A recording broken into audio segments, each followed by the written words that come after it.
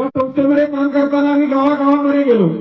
त्या ठिकाणी बघितलं एखादी एकल महिला आहे का, एखादी विधवा महिला आहे का, एखादी परित्यक्त आहे का, एखादी अशी महिला ज्या महिलेला समाजानं सन्मानाचं स्थान दिलं नाही, त्या कुटुंबानं त्या महिलेकडे दुर्लक्ष केलं, परंतु ग्राम ऊर्जेनं खऱ्या अर्थानं अशा महिलांना आधार देण्याचं काम केलं, हे सांगायला मला वाटलं.